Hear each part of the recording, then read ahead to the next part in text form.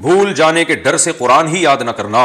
Aftab Alam Ansari India سے پوچھتے ہیں کہ مجھے قرآن یاد کرنے کا بہت شوق ہے اور آسانی سے ایک صفحہ بھی 1 گھنٹے میں یاد ہو جاتا ہے، لیکن پھر بھولنے کا بھی خوف رہتا ہے، اس لیے یاد نہیں کرتا ہوں۔ اس بارے میں کچھ نصیحت فرما دیں۔ بہت اچھا سوال ہے بھائی، آج کل بہت سے لوگ یہ کام کر رہے ہیں کہ بھولنے کے خطرے سے یاد ہی نہیں کرتے، تو یہ بالکل سوچ غلط ہے۔ حدیث میں جو وعید آئی ہے کہ جو قرآن یاد کر کے بھول جائے اس پر بڑی شدید وعید ہے۔ علماء کے راجح قول کے مطابق یہ وعید اس شخص کے لیے ہے جو دیکھ کے بھی پڑھنا نہ جانتا ہو، یعنی اس نے دیکھ کے پڑھنا سیکھ لیا اور پھر بعد میں دیکھ کے پڑھنا بھی بھول گیا۔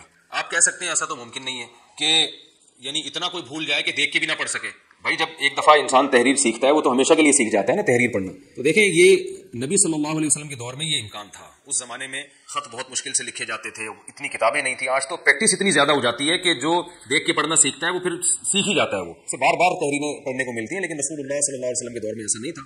آج ایک تحریر کسی نے دیکھی، ہو سکتا ہے کئی مہینے تک دیکھی نہ ہو، تو وہاں امکان تھا کہ کسی نے قرآن دیکھ کے پڑھنا سیکھا ہو یا حفظ کیا ہو زبانی، اور وہ پھر اتنا بھول جائے کہ دیکھی بھی تحریر بھی نہ پڑھ سکے، ممکن تھا۔ تو علماء کے راجح قول کے مطابق اس سے وہی لوگ مراد ہیں جو دیکھ کے بھی نہ پڑھ سکیں۔ اس لیے بالکل قرآن کو چھوڑ دینا کہ میں دیکھیں جب قرآن آپ یاد کرتے ہیں نا، پھر اگر بھول بھی جائے تو بھی آپ کو 2 فائدے تو ہوتے ہیں، قرآن سے مناسبت اور ایک پڑھنا آسان۔ یاد کی ہوئی صورت اگر آپ بھول بھی جائیں گے تو دیکھ کے پڑھیں گے تو بڑی رفتار سے پڑھ سکتے ہیں، آپ آسانی ہوگی، آپ کو آیتیں یاد آنا شروع ہو جائیں گی۔ اسی وجہ سے حافظ لوگ جن کو کچا بھی حفظ ہوتا ہے، پورا حفظ نہ بھی ہو، وہ بھی دیکھی بھی یعنی قرآن دیکھ کے بہت اچھا پڑھ لیتے ہیں۔ تو آپ پڑھیں، کوشش کریں، یاد رکھیں، اللہ کی ایک بہت بڑی نعمت ہے، اس کو ضائع نہ ہونے دیں، لیکن اس خوف سے کہ بھول گئے تو پتہ نہیں کیا ہو جائے گا، کچھ بھی نہیں ہوگا انشاءاللہ۔ بھول گئے تو دیکھ کے پڑھ لیا کریں اور پھر یا دوبارہ کوشش کر لیے گا یاد کرنے کی۔ تو اس وجہ سے قرآن یاد کرنا ہی چھوڑ دینا یہ ٹھیک نہیں ہے۔